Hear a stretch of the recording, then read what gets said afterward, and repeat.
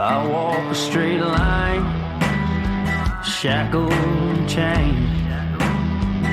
Oh, gruesome Gertie is calling my name. There is no mercy in this penitentiary. Just ask the Hillstring Gang, a wrangle of three. I'm here for life, I'm here to die. Inside these walls, inside the wire. And when the wolf cries, I know it's over. Oh, bloody Angola. Oh, bloody Angola.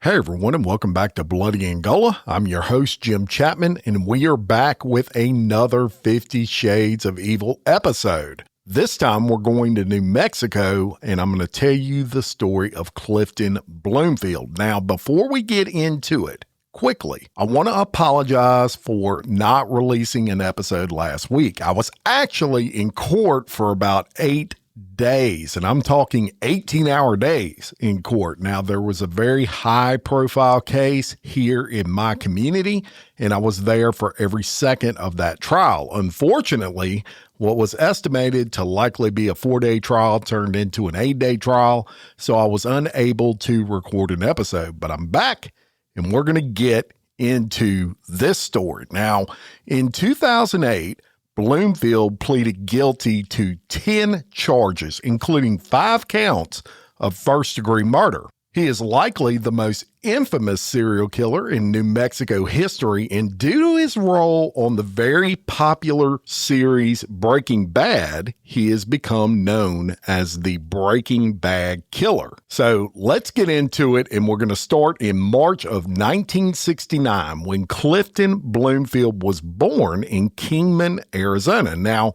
Kingman, Arizona is a pretty historic city. It's actually known as the heart of Route 66. There's a lot of tourist attractions. There's a lot of historic buildings, museums, etc. Now, his household was a working class household. Both of his parents, hard workers, not much documented as to what they did, but they had more of a blue collar background.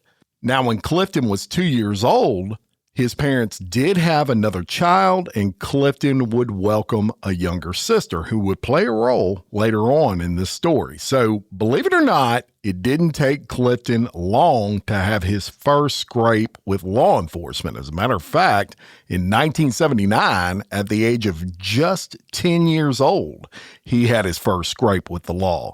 There's actually a documented case in Mojave County, Arizona, where apparently Clifton was threatening other kids with a BB gun.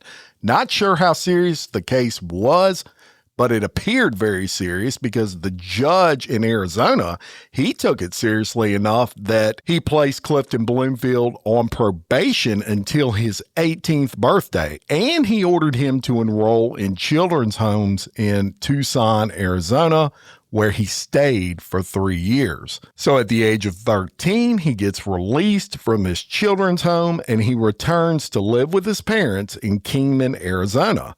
And his parents were struggling with a lot of behavior issues out of Clifton. So much so that they started bringing him to mental health clinics pretty much on a daily basis. And he gets formally charged with schizophrenia, which leads to him being prescribed an antipsychotic medication called Serentil, which y'all know I do my research, and I looked up what this medication was, and according to my research, Serentil is historically used to treat schizophrenia in patients who have failed to respond to other treatments. Now, it was also used for behavior problems, anxiety, and alcoholism. But in 2004, it was actually withdrawn from the United States market after significant risk of serious cardiac events and also serious severe side effects of other types. So you learn it all on this show, folks. Now, back to Clifton. He returned at 13 home, and shortly after that, he gets committed yet again for another juvenile offense. As a matter of fact, it was numerous offenses, including stealing a motorcycle and breaking into a church. So he's in and out of the juvenile facilities a lot between the ages of 13 and 18. He was very aggressive. He was a problem child. He would fight staff members often, and it was completely obvious that this guy had some major problems. So moving on to 1987, he becomes an adult. He's 18 years old, and it's not much better for Clifton. He didn't exactly mature, as we would say. He teams up with his 16-year-old sister. Her name was Eva, and they go on a week-long armed robbery crime spree across Phoenix, Arizona. Now, during this crime spree, they targeted convenience stores and pizza delivery drivers primarily.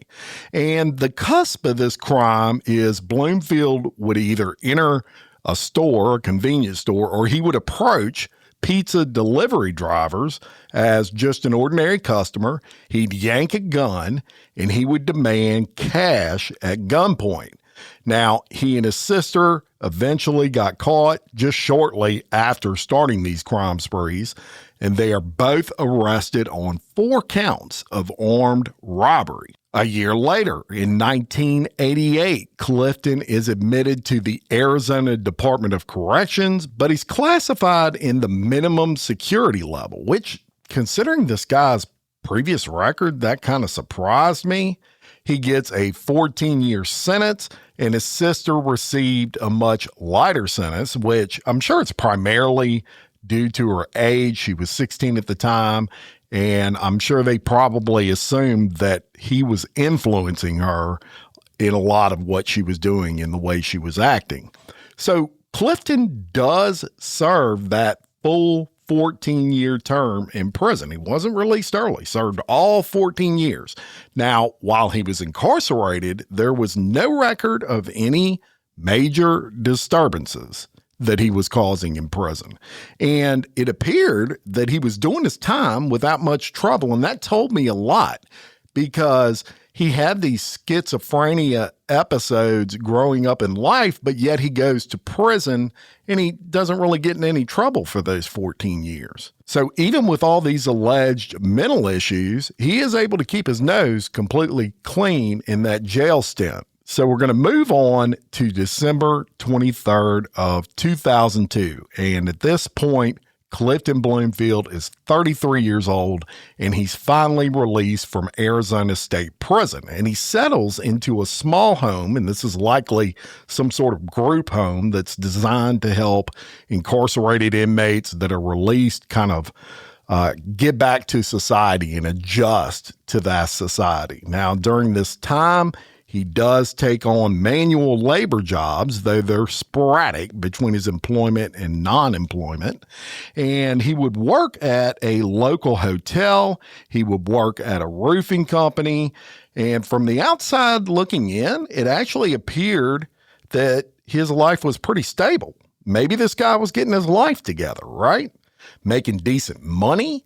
He even develops a romantic relationship with a girlfriend during this time, and she starts taking Clifton Bloomfield to church. Everything seems to be turning around for him. He does also relocate during this time to New Mexico. And between 2003 and 2005, unfortunately, he starts developing a New Mexico criminal record involving primarily property crimes and home invasions, burglary type things. Now, these were primarily armed robberies and aggravated burglaries, which you would think after he's got all this history, this big record behind him, you would think he would get incarcerated at that point. However, For whatever reason, he ends up with probation in these cases. And it's also around this time that he does some film work. Now, it's extras for the popular show Breaking Bad. Now, extra roles are no big deal, really, but it's a pretty good show to put on your resume, right? And he had kind of a look that you would think when you're thinking of casting an extra for Breaking Bad. He really fit some sort of role there in my eyes. Now, we're going to move on to October 24th of 2005, and I'm going to tell you about the murder of Carlos Esquibel. Now, to tell you a little bit about Carlos, he worked as an interior designer, and his family and friends, to them, he was known as a wonderful artist.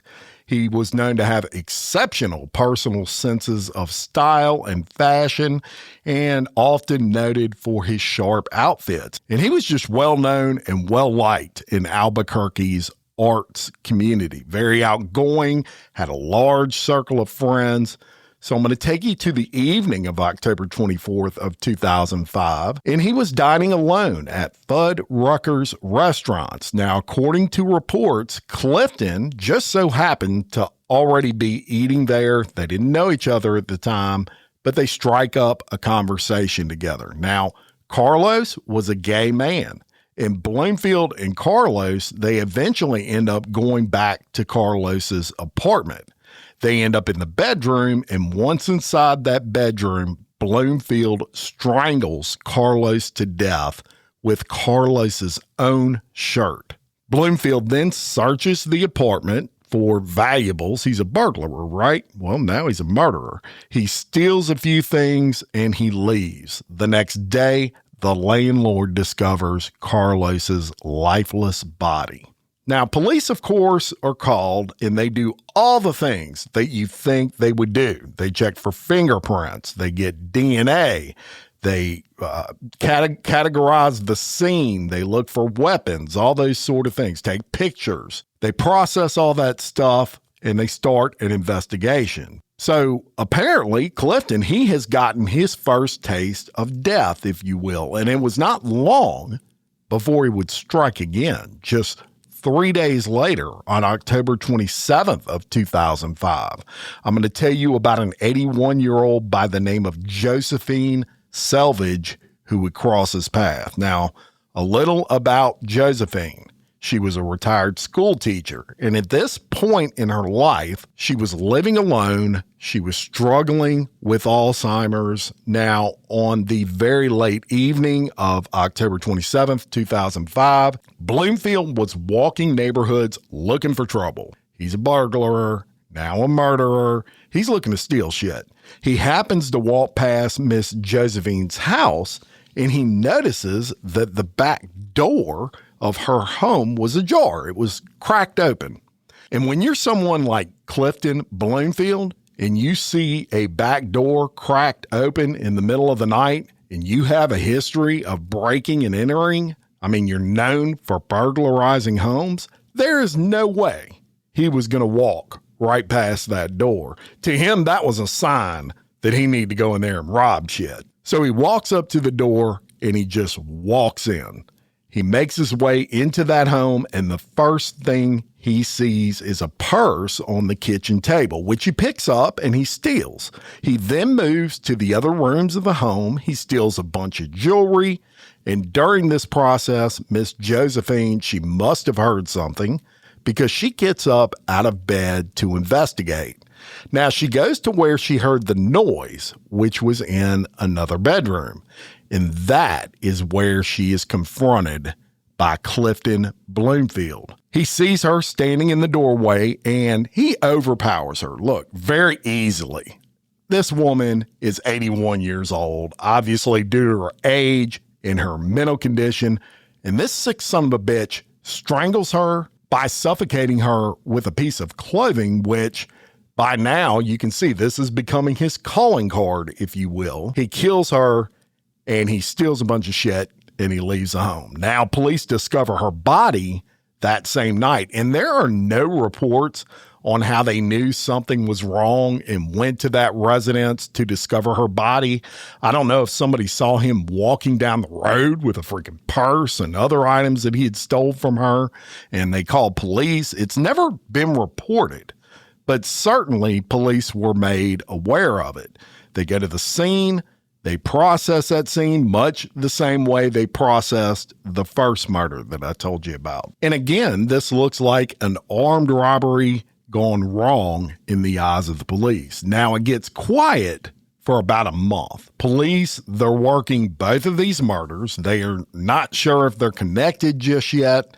And on November 29th of 2005, they would be busy yet again when Clifton Bloomfield would come across a couple by the name of Edwin and Rupi Garcia. This time, the MO would be completely different. Bloomfield would pose as a potential home buyer after seeing a sign that said the house was for sale in the front yard, and he goes up to the Garcia's doors. He knocks on that door and he engages them in small talk. He's putting on the charm, right? He's acting like he wants to buy this home. He then asks them if they can give him a tour of the home. He's interested in it, wants to buy it. They agree to do that. And upon entering the home, he's walking around for a minute, looking at all these rooms. Oh, this is so pretty. Look at the chandelier. He suddenly pulls a gun and presses it to Edwin Garcia's neck, and he threatens. He says, quote, "If you do something I don't like or whatever, I'll blow your brains out." He then forces the couple at gunpoint into their garage, and he holds them hostage for nearly an hour as he went around that house, and he steals about $1,000 in cash and jewelry. Now, after that robbery, he flees the scene. He did leave them alive, thankfully. He goes back to his hideout, if you will, and he leaves a note for that girlfriend I told you about in Albuquerque, and all the note said was he had to leave town. Now, the victims later told reporters they could still clearly picture his face. They said, quote, "When we close our eyes or something like that, we can see him." Sheriff deputies quickly identify Bloomfield as the suspect. They put a BOLO, a be on the lookout, for his vehicle. And on March 22nd of 2006, nearly 4 months after that incident, U.S. Marshals spot his vehicle in Lubbock, Texas, and they take Clifton Bloomfield into custody. Now, shockingly, he is sentenced for this obvious armed robbery, no jail time, none, just 4 months probation.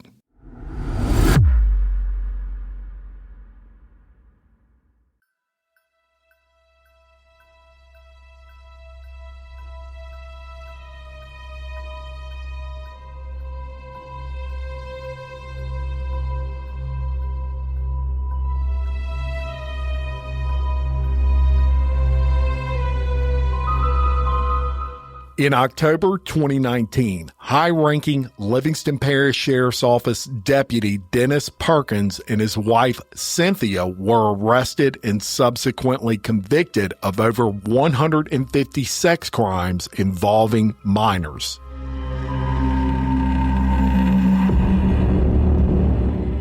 During the investigation into these crimes, an 18-minute video surfaced. This video would show Dennis Perkins and another woman initially thought to be Cynthia performing sex acts on a seemingly unconscious, unidentified female.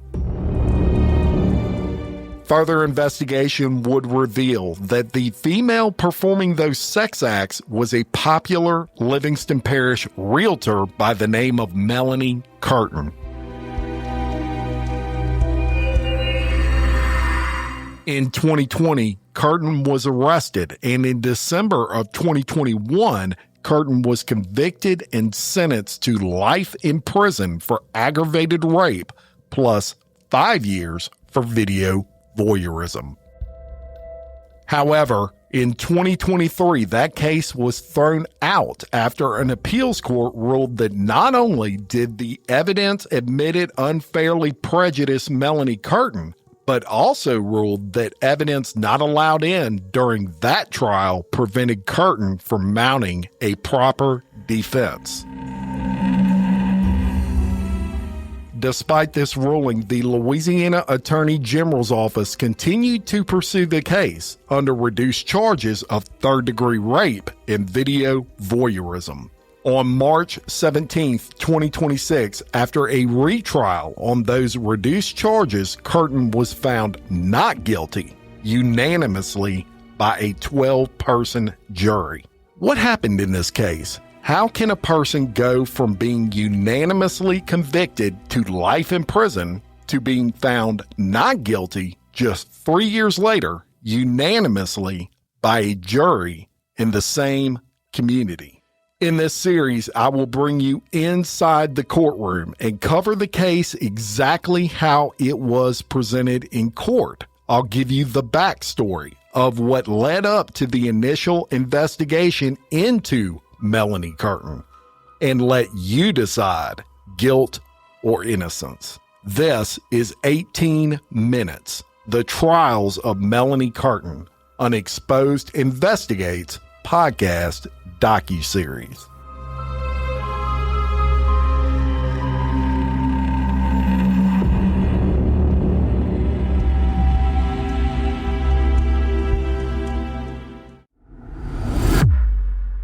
So we're going to move on to December 4th of 2007, and you're going to see why that pisses me off so much, because lives could have been saved here. But we're going to move on December 4th of 2007, and I'm going to tell you about Koreans Tak and Pung Yi. They were an elderly Korean immigrant couple. Tak was 76 years old. Yi was 69 years old. He likes to pick on these elderly people, right? He's not a man that can pick on someone his own age. He's got to pick on elderly people, but they lived in Albuquerque, New Mexico, and they would indeed become the next victims of Clifton Bloomfield. So in the late night hours of December 4th of 2007, Bloomfield would enter their home through an unlocked sliding glass door. Tak would actually see him coming in the house. And regardless of the fact that Tak was 76 years old, he was about that life, and he fought to save his wife. He actually gets in a fist fight with Clifton Bloomfield, but sadly, Bloomfield would beat Tak to death.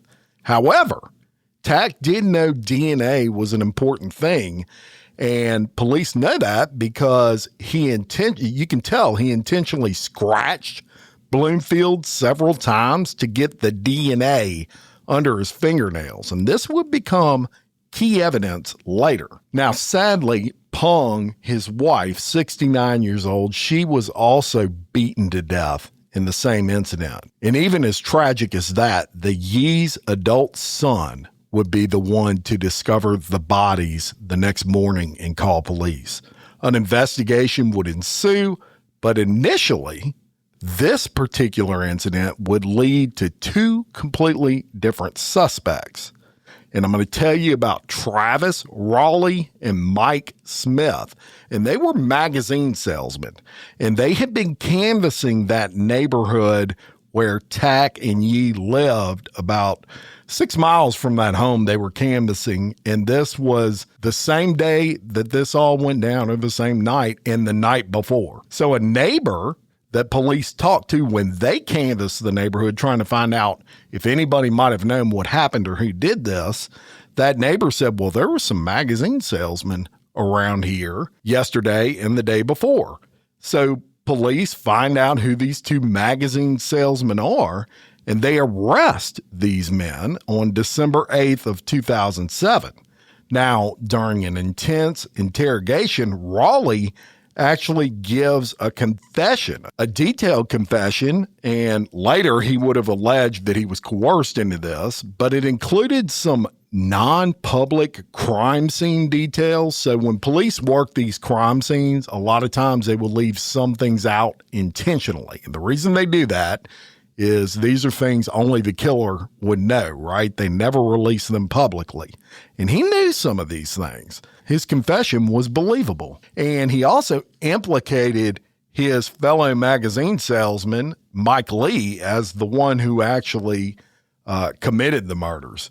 So both of these guys, they get charged with double murder, and they're held in jail, and they're facing the death penalty, and they're in jail quite a while. And that brings me to Scott Pierce and Catherine Bailey Scott. And they were a 40-year-old couple. And Scott Pierce was a registered nurse, and he and Catherine had actually just got married 6 days prior to the incident I'm going to tell you about. This incident occurred on June 28th of 2008. So 6 days prior to this incident, they get married, newlyweds. And Scott, y'all, was a really big man, really big, as in a giant. He stood 6'8" tall, and he weighed 350 pounds. Now, he was a gentle giant. He wasn't a guy you would call a fighter or a shit starter, although he was a protector. Everybody who knew Scott described him as a really good guy. Now, Catherine, also pretty awesome in her own right, and she and her husband Scott would bring out the best in each other. Let's go to June 28th, 2008, and it's around 3 o'clock in the morning. Scott and Catherine's dogs, they start barking. They were sensing something, and it was not good. So Catherine, she's awoken during these dogs barking. She's half asleep. She gets up. She's like, what are they barking at? She gets to the living room, and she notices that the back door is ajar. So at this point, she's still not thinking anyone's in the house. She's thinking Scott left the back door open. And it's about this time, as she's making her way to close that back door, that she sees a figure in the dark, like an apparition.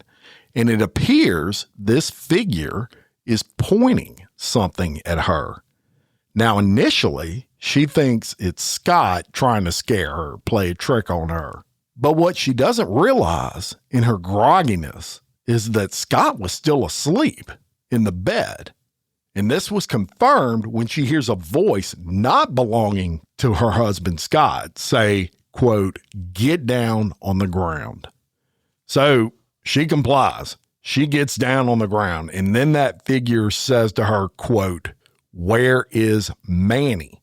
And this didn't make any sense to her. It didn't register. Now, during all of this, Scott wakes up and he heads toward the front of that house, and he stumbles across this scene, and he sees this shadow pointing a gun directly at his wife. And I can only imagine what the person behind that gun must have been thinking. I mean, this is a 6'8", 350-pound guy that just walked in on you while you're apparently trying to rob somebody or something. But as I told you, Scott had a very protective instinct, and that instinct kicked in almost immediately, and he lunged toward that intruder and tried to grab that gun. Boom. One quick, loud gunshot, and Scott falls onto the floor. The intruder then just turns tail and runs out of the house, leaving Catherine laying over her husband, and she is in sheer panic. So police arrive at the home, and they find Scott dead from a shotgun wound to the neck. Catherine was unharmed, but she was very obviously traumatized, and she tells police everything I just told you. But there were questions. Initially, police found it strange that Catherine was unharmed, and they looked at her as a suspect pretty hard initially. Now, that's normal.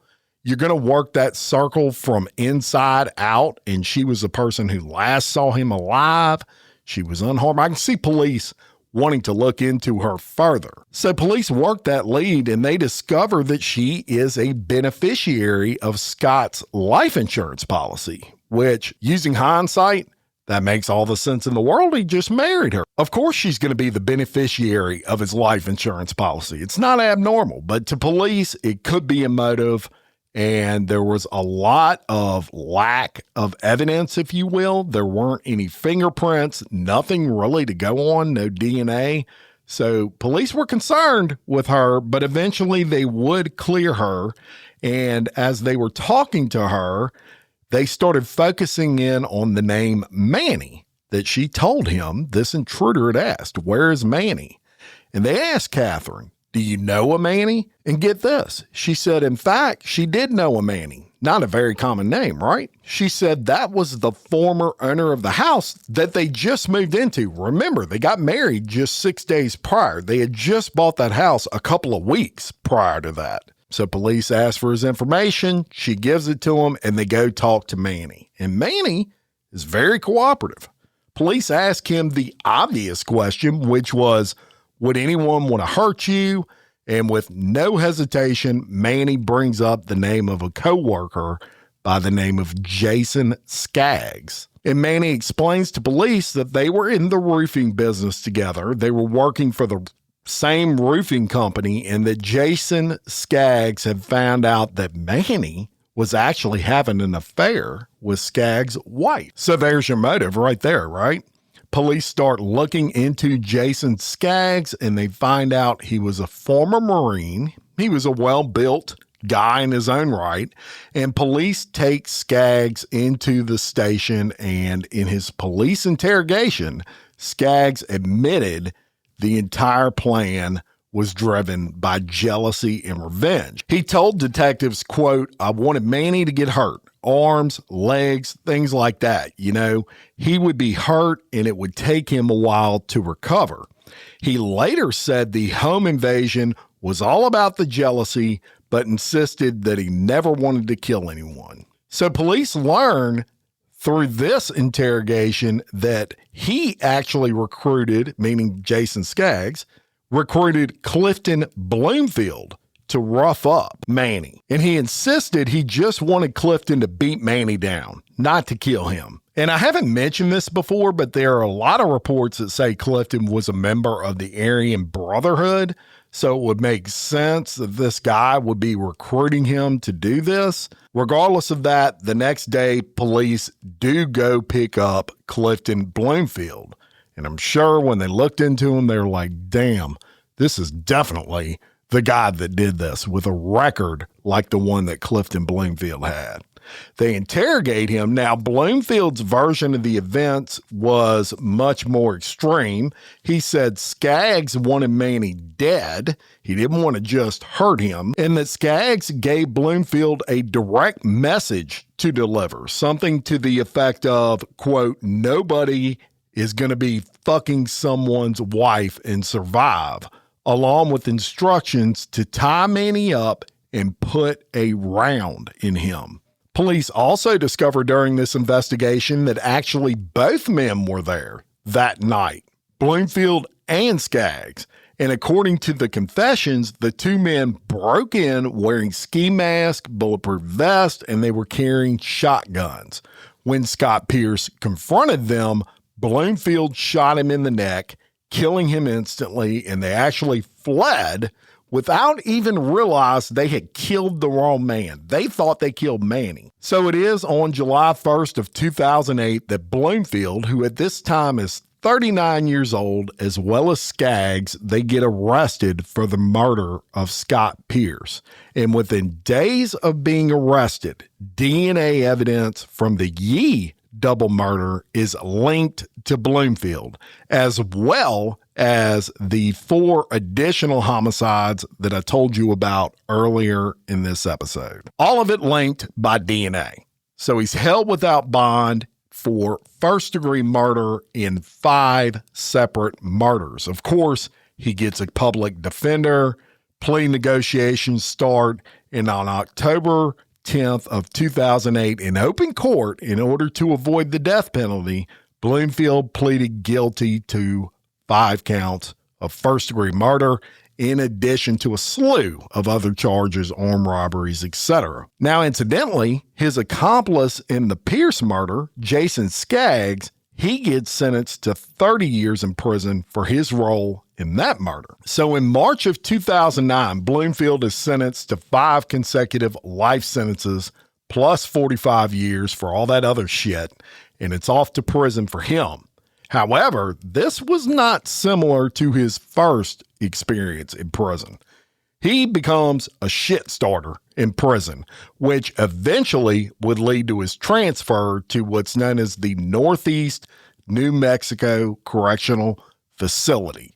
And that would become a problem. On August 23rd of 2017, Bloomfield actually attacks a fellow inmate by the name of Stephen Woods with a towel, and he nearly strangles him to death with that towel. His MO, right? That's how he likes to kill people.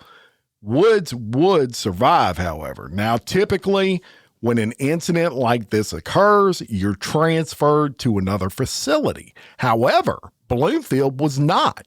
Instead, he was ordered to receive more counseling. I mean, you cannot make that shit up. Then, less than a month later, the warden of that prison, a guy by the name of Mark Bowden, he receives an anonymous kite. And a kite, y'all, is an inmate note passed from inmate to inmate. The warden gets this kite, and it warned that Bloomfield planned to harm prison staff. So at this point, the warden emails just a small group of staff, and he says, "We received a note this morning stating inmate Bloomfield wants to harm our staff. All of us know how dangerous this inmate is. Please ensure all precautions are used when dealing with this inmate. Ensure a supervisor and a camera are present when his food slot or cell door is open." Then, over a week later, one of the most infamous riots in New Mexico history occurs. It would become known as the Clayton Riot, and the ringleader of that riot is none other than Clifton Bloomfield. Now, according to reports, on September 23rd of 2017, at approximately 9:05 p.m. in Cell Block 3, which is a restrictive housing unit inside of that Clayton prison, a rookie correctional officer by the name of Matt Schreiner, who was 22 years old at the time, had very little training. He was working alone. He didn't have his radio on him. He is persuaded somehow by Bloomfield to open up his cell door, and that cell was cell 203. So later on in an interview, Matt Schreiner was interviewed, and he said he stopped at that cell, and Bloomfield started talking to him through the door, and he said the conversation lasted just a few seconds, but he couldn't remember why, but he unlocks the door. And as soon as he unlocks it, and there's actually surveillance video of this occurring, Bloomfield explodes out of that door, and he has a shank made from a sharpened toothbrush, and he jams it against Schreiner's throat, and he takes him hostage. He rips the keys off of this correctional officer's belt, and he opens every single cell door in that 40-cell unit. Schreiner manages to break free. He runs down the stairs, he grabs his radio, and he alerts the prison officials, but it's already too late. All hell has already broken loose. Inmates are pouring out of these cells. They barricade the main entry door. They disable the security cameras. They start starting fires. They flood the unit, and they even settle old scores with each other and start fighting each other. One inmate, later identified as Samuel Sanchez, actually has his throat slashed wide open inside his cell. He's found unconscious in a pool of his own blood, and he had to be airlifted to a hospital. Another inmate later reported he was raped during the chaos. For a full hour, these men controlled that cell block, and Bloomfield, as I told you, was the ringleader of all this. The prison's riot response team, they finally storm that cell block. They use tear gas, flash grenades, or flashbangs, and they round up these inmates one by one. They get to Bloomfield. He's cuffed, and he is immediately transferred to maximum security at what's known as the Penitentiary of New Mexico. This is in Santa Fe. But 1 hour, y'all, that's all it took for a serial killer in a group of the state's most violent inmates to take over that prison. Now, the guard, Matthew Schreiner, when he was interviewed after this, because there was a lot of belief he had something to do with this and he was in cahoots with Clifton Bloomfield, he said he was sick and exhausted from the constant overtime and he just made kind of like a mental mistake. Well, he does get charged with unlawful rescue of a convicted capital offender and assisting escape. He resigns, and basically that case was investigated and the charges were eventually dropped because prosecutors said there just wasn't enough evidence that he intentionally helped Bloomfield. He moved out of the state and people have never heard from him again. Now, Bloomfield, obviously, he picked up new charges: kidnapping, conspiracy to commit murder, assault on a police officer, arson, attempted murder. But I mean, he had 5 life sentences already. It didn't change much except for he's just going to stay locked down in max security probably for the rest of his life. Interestingly, the inmate whose throat was slit actually sued the state and the GEO group, who, this was a private prison. It wasn't a state prison. GEO group was the private, I guess, the company that manned this private prison, and he actually got paid $200,000 in a settlement. This is an inmate. Now, the riot was so bad that GEO group eventually lost their contract, and in 2019, the state took over the prison completely. New rules were put in place, obviously, to keep this from happening again. But for 1 hour, Clifton Bloomfield proved that even behind bars, some killers never really stop. Now, since that time in 2018, there have been no other reports come out regarding Clifton Bloomfield. He is still alive. He is still incarcerated. And at this point in time, he is 56 years old. So there you have it. Thank you so much for listening. Check out the Patreon at patreon.com/Bloody Podcast. I got commercial-free early release episodes up on there every week, plus more. And look, check out Exposed Scandalous Files of the Elite if you like this podcast. I cover a lot in the way of more high-profile trending crime throughout the country. I also expose a ton of bad teachers. These female teachers, I focus on female teachers because that's where you see a big discrepancy between female and male teachers and the sentences they get for screwing with like 14-year-old students. And it is an epidemic right now with these female teachers. Every day, teachers are getting arrested for screwing these freaking 14-year-old boys. It's unbelievable. So I expose them on Bad Teachers, which is a series by Exposed Scandalous Files of the Elite. If you enjoy this podcast, you may enjoy that one. Please check it out. Also, check out Crime Wire Weekly. You can just search Crime Wire Weekly wherever you get your podcast. Every Friday, myself and my co-host, Kelly Jennings, we cover the most trending crime news stories from all over the country for that particular week. We break down those headlines like nobody's business. So you'd love that. Check it out. We even cover a few globally trending crime headlines. So we catch you up on a week's worth of crime every Friday. Check that out. And until next time, for Bloody Angola, I'm Jim Chapman. Much love.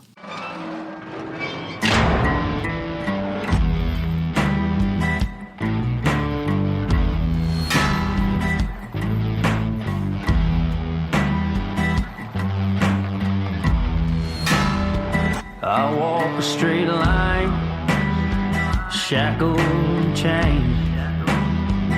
Oh, gruesome Gertie is calling my name.